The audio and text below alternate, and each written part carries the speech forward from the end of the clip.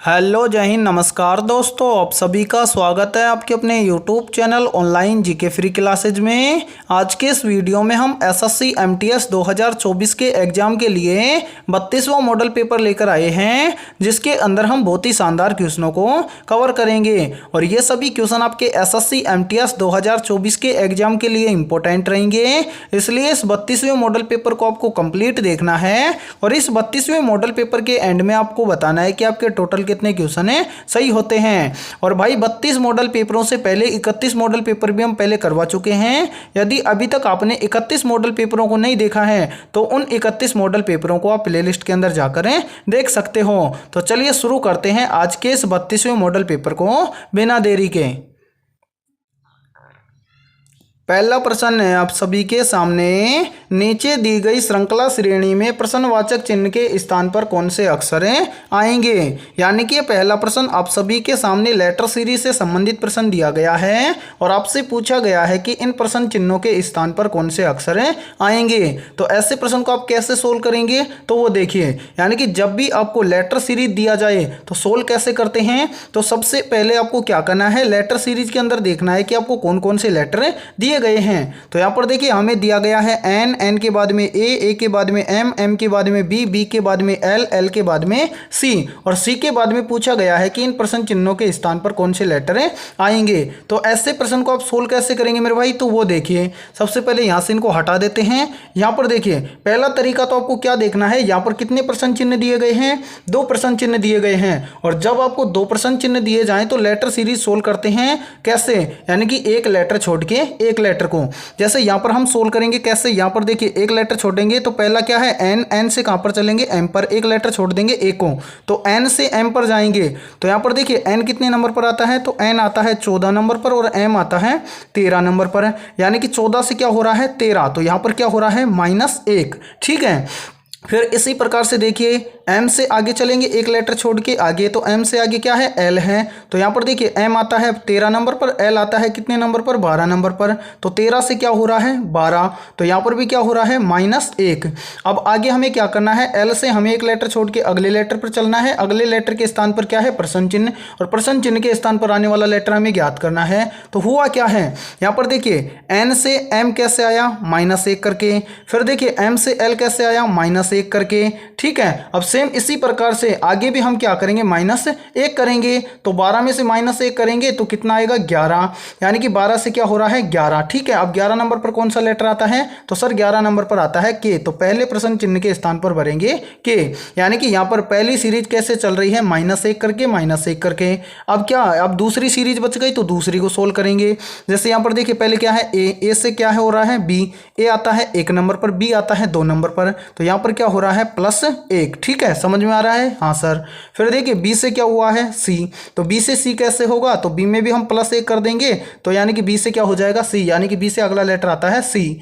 फिर देखिए सी से एक लेटर छोड़ के आगे चलेंगे तो आगे क्या है प्रश्न चिन्ह। तो यहाँ पर देखिए सभी में, यानी कि इस प्रश्न चिन्ह की वैल्यू निकालेंगे कैसे, तो यहाँ पर देखिए ए से बी कैसे हुआ +1 करके, बी से सी कैसे हुआ +1 करके। तो यहाँ पर आगे भी सी से प्रश्न चिन्ह की वैल्यू निकालेंगे तो सी में भी क्या कर देंगे +1। सी आता है 3 नंबर पर, 3 में +1 करेंगे 4 हो जाएगा। 4 नंबर पर क्या आता है, तो 4 नंबर पर आता है डी, तो इस दूसरे प्रश्न चिन्ह के स्थान पर भरेंगे डी। अब हमें देखना है कि के और डी हमें किस ऑप्शन के अंदर दिया गया है। तो के और डी हमें दिया गया है ऑप्शन ए के अंदर, तो ऑप्शन ए हो जाएगा करेक्ट आंसर। तो उम्मीद करता हूं कि पहला प्रश्न आपको अच्छे से क्लियर हो गया होगा। तो चलिए अगला प्रश्न देखते हैं।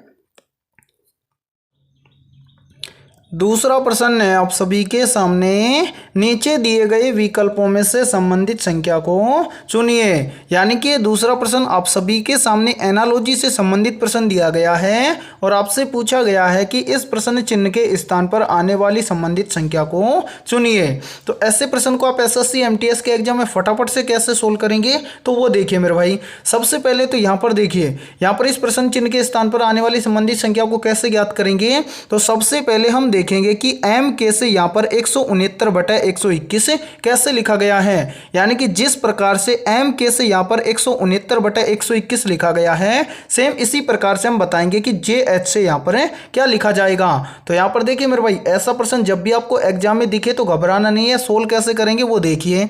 ज़्यादा देखिए, इसमें ज़्यादा लॉजिक नहीं लगाया गया है, किया क्या गया है वो देख लीजिए।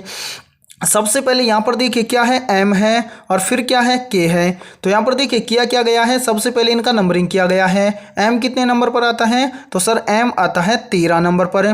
फिर क्या है, k कितने नंबर पर आता है, k आता है 11 नंबर पर। अब यहाँ पर देखिए मेरे भाई, यहाँ पर m k से यहाँ पर 169/121 कैसे लिखा गया है। तो यहाँ पर क्या किया गया है, पहली संख्या को तो लिखा गया है ऊपर और दूसरी संख्या को लिखा गया है नीचे। और कैसे लिखा गया है वो देखिए। ऊपर 169 कैसे लिखा गया है, तो यहां पर देखिए m कितने नंबर पर आता है, 13 नंबर पर। तो यहां पर 169 लिखा गया है 13 का स्क्वायर करके। 13 का स्क्वायर कितना होता है, तो 13 का स्क्वायर होता है 169 और 13 का स्क्वायर करके 169 लिखा है ऊपर। ठीक है, फिर नीचे k से 121 कैसे लिखा गया है, तो k आता है 11 नंबर पर और 11 का स्क्वायर कितना होता है, तो 11 का स्क्वायर होता है मेरे भाई कितना, 121 और 11 का स्क्वायर करके यहां पर लिखा गया है 121। समझ में आ गया कि m k से 169/121 कैसे लिखा गया है। तो अब हम बता सकते हैं कि जे एच से यहाँ पर क्या लिखा जाएगा। तो यहाँ पर देखिए मेरे भाई, सेम इसी प्रकार से हम क्या करेंगे, सबसे पहले देखेंगे कि जे कितने नंबर पर आता है और एच कितने नंबर पर आता है। तो देखिए जे आता है कितने नंबर पर, 10 नंबर पर। एच आता है 8 नंबर पर। ठीक है, अब यहाँ पर देखिए, यहाँ पर हम क्या करेंगे, पहले करेंगे 10 का स्क्वायर। 10 का स्क्वायर कितना होता है, 100 होता है। देखिए है ना, इसी प्रकार से फिर देखिए फिर क्या है, एच आता है 8 पर। 8 का स्क्वायर कितना होता है, एच का स्क्वायर होता है 64। ठीक है, सॉरी, एच आता है 8 नंबर पर। 8 का स्क्वायर करेंगे तो 8 का स्क्वायर होता है 64। अब इसको लिखेंगे कैसे, तो देखिए m पहला लेटर है तो इसको क्या लिखा गया है ऊपर। तो यहाँ पर देखिए जे एच में पहला लेटर क्या है, j है, तो j को लिखेंगे हम ऊपर। ठीक है, ऊपर लिखेंगे j और j का स्क्वायर किया यानी कि j आता है 10 नंबर पर। 10 का स्क्वायर होता है कितना, 100, तो 100 को लिखेंगे हम ऊपर। फिर देखिए दूसरी संख्या क्या है, 8 है और 8 आता है यानी कि 8 पर आता है h को लिखा गया है नीचे। तो h का स्क्वायर कितना आया, यानी कि 8 का स्क्वायर आया 64, तो 64 को लिखेंगे नीचे। यानी कि यहाँ पर देखिए जे एच को लिखा जाएगा 100/64। अब हमें देखना है कि 100/64 हमें किसी ऑप्शन में दिया गया है। तो हाँ सर, 100/64 में दिया गया है ऑप्शन डी के अंदर। तो उम्मीद करता हूँ कि दूसरा प्रश्न भी आपको अच्छे से क्लियर हो गया होगा। ज़्यादा कुछ नहीं किया गया है, स्क्वायर करके यानी कि पहली संख्या को ऊपर लिखा गया है और दूसरी संख्या को नीचे लिखा गया है। इसी प्रकार से एग्जाम में आपको प्रश्न दिखे तो सेम इसी प्रकार से आपको सोल्व करना है। ठीक है, तो चलिए फिर अगला प्रश्न देखते हैं। तीसरा प्रश्न है आप सभी के सामने, निम्नलिखित प्रश्न में दिए गए विकल्पों में से विषम शब्द का चयन करें। यानी कि यहाँ पर आपको क्या करना है, इस तीसरे प्रश्न के अंदर इन चारों विकल्पों में से एक विकल्प किसी न किसी प्रकार से क्या है, विषम है और उस विषम विकल्प का हमें क्या करना है, चयन करना है। तो ऐसे प्रश्न को हम सोल्व कैसे करेंगे, तो वो देखिए मेरे भाई। सबसे पहले यहाँ पर देखिए, यहाँ पर ऑप्शन ए में आपको क्या दिया गया है, यहाँ पर आपको दिया गया है AET और ऊपर क्या दी गई है, संख्या। तो यहाँ पर देखिए, यहाँ पर हम क्या करेंगे, सबसे पहले इस प्रश्न को सोल्व करने के लिए यहाँ पर जितने भी अल्फ़ाबेट लेटर हैं उन सभी का हम क्या करेंगे, नंबरिंग करेंगे। जैसे यहाँ पर देखिए मेरे भाई, यहाँ पर क्या दिया गया है ऑप्शन ए में दिया गया है पहले नंबर पर ए कितने नंबर पर आता है, 1 नंबर पर है। फिर दूसरे नंबर पर क्या है, ई है, ई कितने नंबर पर आता है, ई आता है 5 नंबर पर है। फिर क्या है, टी है, तो टी कितने नंबर पर आता है, तो टी आता है 20 नंबर पर। कितना हो गया, 1520 और यहाँ पर देखिए 1520 दिया गया है। यानी कि AET का सीधा नंबर करके ऐसे के ऐसे लिखा गया है। अब इसी प्रकार से हम देखेंगे ऑप्शन बी के अंदर। ऑप्शन बी में हमें क्या दिया गया है, AUB। तो यहाँ पर देखिए इसका भी इसी प्रकार से नंबरिंग करेंगे।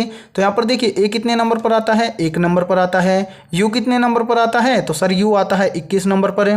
फिर क्या है, बी है, बी कितने नंबर पर आता है, 2 नंबर पर आता है। तो यहाँ पर कितना हो गया, 1212। और यहाँ पर भी देखिए, यहाँ पर AUB से सीधा क्या लिखा गया है, 1212। सेम इसी प्रकार से ऑप्शन सी को चेक करेंगे। ऑप्शन सी में देखिए कौन कौन से लेटर दिए गए हैं, AGB। तो यहाँ पर हम क्या करेंगे, इनका भी नंबरिंग करेंगे इसी प्रकार से।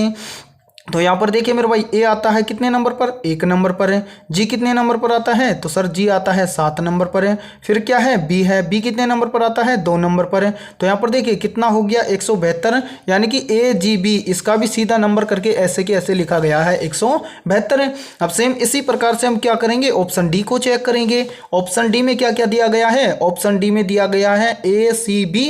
तो यहाँ पर भी क्या करेंगे, नंबरिंग करके देखते हैं। ए आता है 1 नंबर पर है, सी आता है 3 नंबर पर है, और बी कितने नंबर पर आता है, तो बी आता है 2 नंबर पर है। यानी कि यहाँ पर कितना आ गया, 132, यानी कि इसका भी ऐसे की ऐसे क्या किया गया है, नंबरिंग करके लिखा गया है।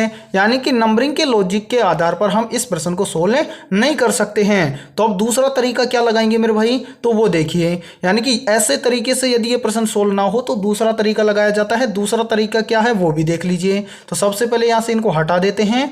तो यहाँ पर देखिए मेरे भाई, अब दूसरे तरीके से हम सोल्व करेंगे कैसे।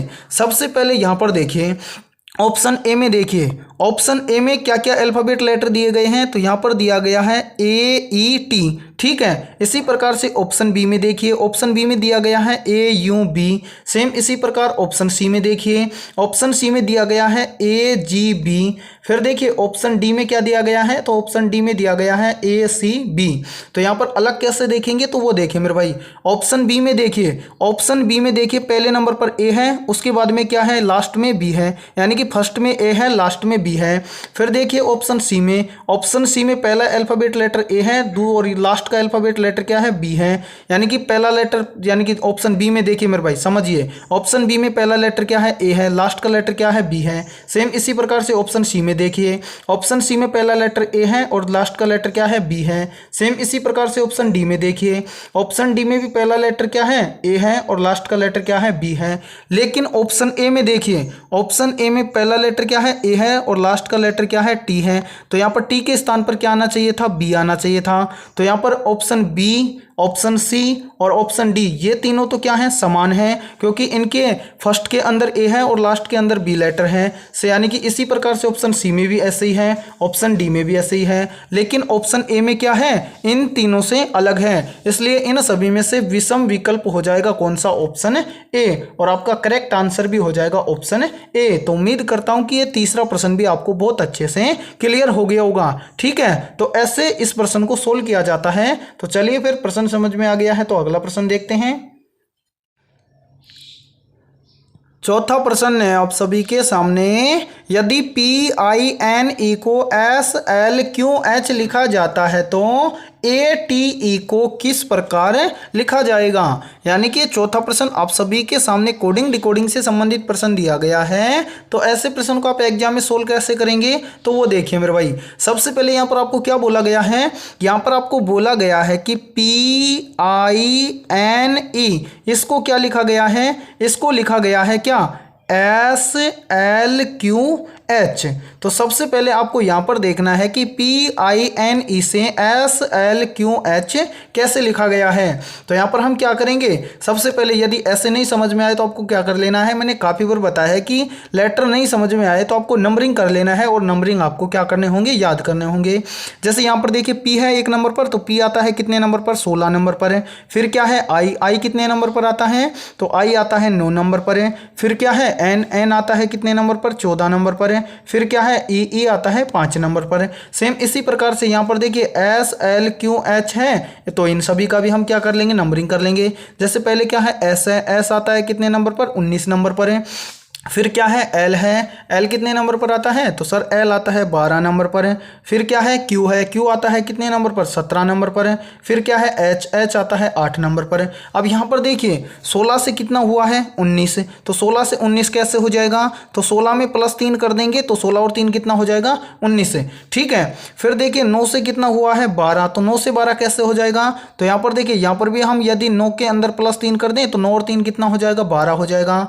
फिर देखिए 14 से कितना हुआ है मेरे भाई, 17, 14 से 17 कैसे हो जाएगा, तो 14 में भी हम क्या करेंगे, +3 कर देंगे तो कितना हो जाएगा, 14 और 3 17। फिर देखिए 5 से कितना हुआ है, 8, तो 5 से 8 कैसे होगा, तो यहाँ पर भी देखिए यदि हम 5 के अंदर +3 कर दें तो 5 और 3 कितना हो जाएगा, 8। यानी कि पी आई एन ई इन लेटर से ये वाले एस एल क्यू वाले लेटर कैसे लिखे गए हैं, तो यहाँ पर ये वाले लेटर हैं यानी कि पी आई एन ई, इन सभी के अंदर +3 करके लिखा गया है एस एल क्यू एच। अब हमसे क्या पूछा गया है, हमसे पूछा गया है कि ए टी ई इसको किस प्रकार से लिखा जाएगा। तो सेम इसी प्रकार से मेरे भाई क्या करेंगे, सबसे पहले इनका नंबरिंग करेंगे। जैसे यहाँ पर देखिए ए कितने नंबर पर आता है, 1 नंबर पर है।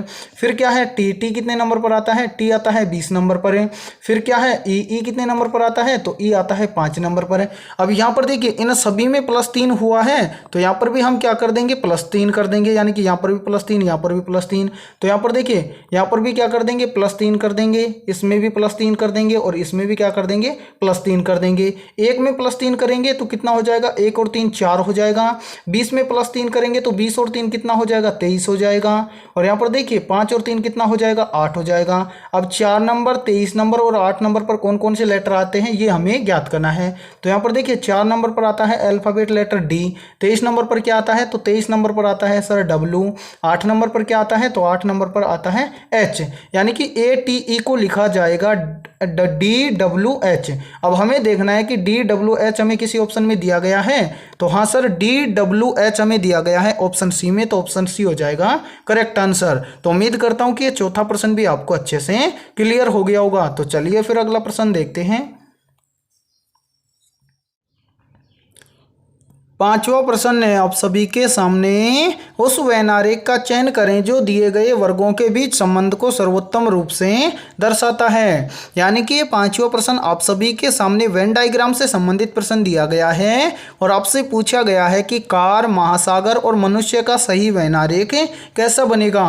तो मेरे भाई जब भी आपको वेन डायग्राम से संबंधित प्रश्न एग्जाम में पूछा जाए तो वेन डायग्राम कैसे तैयार करेंगे, तो वो देखिए, यानी कि वेन डायग्राम तैयार करने से पहले आपको क्या करना है, जिन शब्दों से आपको वेन डायग्राम तैयार करना है उन शब्दों को आपको ध्यान से देखना है और ये पता लगाना है कि उन शब्दों में आपस में कोई रिलेशन बनता है क्या। जैसे यहाँ पर देखिए दिया गया है कार, महासागर और मनुष्य, तो इन तीनों शब्दों में आपस में कोई रिलेशन है। तो यहाँ पर देखिए सबसे पहले हम देखेंगे कार और महासागर के बीच में, तो कार और महासागर के बीच में कोई रिलेशन है, तो नहीं सर कार और महासागर के बीच में कोई भी रिलेशन नहीं है, यानी कि कार अलग है, महासागर अलग है। फिर देखिए आगे क्या है, महासागर और मनुष्य है, तो यहाँ पर देखिए महासागर और मनुष्य के बीच में कोई रिलेशन है, नहीं सर महासागर और मनुष्य के बीच में भी कोई रिलेशन नहीं है, यानी कि महासागर अलग होता है और मनुष्य अलग होता है। अब सेम इसी प्रकार से कार और मनुष्य के अंदर भी देख लीजिए कि इन दोनों के अंदर आपस में कोई रिलेशन है, तो नहीं सर कार और मनुष्य के अंदर भी आपस में कोई रिलेशन नहीं है, यानी कि मनुष्य अलग है और कार अलग अलग है। तो यहाँ पर आपको एक चीज तो पता चल गई होगी कि कार, महासागर और मनुष्य तीनों के तीनों क्या है, अलग अलग हैं। तो अब इनके लिए सही वैनारिक कैसा बनेगा, तो वो देख लीजिए। सबसे पहले क्या है, कार है, तो पहला आरेख बन जाएगा किसके लिए, कार के लिए। फिर क्या है, महासागर, तो देखिए दूसरा आरेख बन जाएगा महासागर के लिए। फिर क्या है, तीसरा है क्या, मनुष्य, तो तीसरा आरेख बन जाएगा किसके लिए, मनुष्य के लिए। और तीनों क्या हैं, अलग अलग हैं, तो देखिए कार अलग है, महासागर अलग है और मनुष्य अलग है, तो आपका सही वैनारिक बन जाएगा इस प्रकार से। अब आपको देखना है कि इन चारों ऑप्शंस में से ऐसा वेन डायग्राम आपको किस ऑप्शन में दिया गया है, तो ऐसा वेन डायग्राम हमें दिया गया है ऑप्शन डी के अंदर, तो ऑप्शन डी हो जाएगा करेक्ट आंसर। तो उम्मीद करता हूं कि ये 5वां प्रश्न भी आपको बहुत अच्छे से क्लियर हो गया होगा। तो चलिए फिर अगला प्रश्न देखते हैं। 6ठा प्रश्न है आप सभी के सामने, एक्स वाई का बेटा है, वाई जेड की पत्नी है, डब्लू जेड का पिता है, तो वाई डब्लू का होगा। यानी कि यहाँ पर ये 6ठा प्रश्न आप सभी के सामने ब्लड रिलेशन से संबंधित प्रश्न दिया गया है और आपसे पूछा गया है कि वाई डब्लू का क्या होगा। तो ऐसे प्रश्न को आप एग्जाम में कैसे सोल्व करेंगे, तो वो देखिए, यानी कि जब भी आपको ब्लड रिलेशन से संबंधित प्रश्न एग्जाम में पूछा जाए तो सोल्व करने का सबसे बेस्ट तरीका क्या है, तो सबसे पहले आपको प्रश्न में जो जो बोला गया है उनसे एक छोटा सा डायग्राम बनाना है। जैसे यहाँ पर हम सभी को हटा देते हैं ताकि आपको स्पष्ट दिखे। तो यहाँ पर देखिए मेरे भाई, यहाँ पर देखिए प्रश्न में क्या बोला गया है, प्रश्न में बोला गया है कि एक्स वाई का क्या है, बेटा है। तो यहाँ पर देखिए हम छोटा सा एक डायग्राम बना लेते हैं। तो यहाँ पर देखिए ये क्या है, एक्स है, और एक्स क्या है, वाई का बेटा है, तो यहाँ पर हम लिख देंगे वाई। अब यहाँ पर कौन मेल है कौन फीमेल है, इसके लिए हम प्लस माइनस का सिंबल यूज करेंगे। तो यहाँ पर देखिए वाई का तो हमें पता नहीं है, यानी कि यहाँ पर बोला गया है कि एक्स वाई का बेटा है, तो एक्स बेटा है तो ये तो क्या हो जाएगा, मेल। अब वाई माँ है या पिता है इसका पता नहीं है, ओनली इतना बोला गया है कि एक्स वाई का बेटा है। फिर देखिए आगे, आगे बोला गया है कि वाई जेड की पत्नी है। तो ये वाई है, ये क्या है, जेड की पत्नी है। तो जेड भी क्या हो जाएगा, मेल हो जाएगा। और ये वाई क्या है, पत्नी है, तो ये क्या हो जाएगी, फीमेल हो जाएगी। फिर आगे देखिए, आगे क्या बोला गया है, आगे बोला गया है कि डब्लू जेड का पिता है। तो यानी कि देखिए, यानी कि डब्लू जेड का क्या है, पिता है। तो जेड का पिता है कौन, डब्लू। तो डब्लू भी क्या हो जाएगा, मेल हो जाएगा। पूछा क्या गया है इतना डायग्राम बनाने के बाद में कि वाई डब्लू का क्या होगा, यानी कि ये वाई है, ये डब्लू का क्या होगा। तो मेरे भाई यहाँ पर देखिए, यहाँ पर डब्लू जेड का क्या है, पिता है। और ये देखिए जेड है, ये क्या है, डब्लू का बेटा है। तो यहाँ पर देखिए डब्लू है, ये जेड का क्या है, बेटा। और बेटे की बहू डब्लू की क्या लगेगी, बहू लगेगी। तो यहाँ पर देखिए वाई है, ये डब्लू से कैसे संबंधित हो जाएगी, तो यहाँ पर हो जाएगा बहू। ठीक है, अब बहू हमें किसी ऑप्शन में दिया गया है, तो यहाँ पर हमें दिया गया है ऑप्शन बी में, तो ऑप्शन बी हो जाएगा करेक्ट आंसर। यानी कि वाई डब्लू से कैसे संबंधित है, तो जो वाई है ये डब्लू की क्या है, बहू है। तो करेक्ट आंसर हो जाएगी, यानी कि बेटे की बहू है तो इसकी भी क्या होगी, यानी कि बहू लगेगी, बेटे की बहू। ठीक है, तो यहाँ पर क्या हो जाएगा, ऑप्शन बी करेक्ट आंसर। ठीक है, तो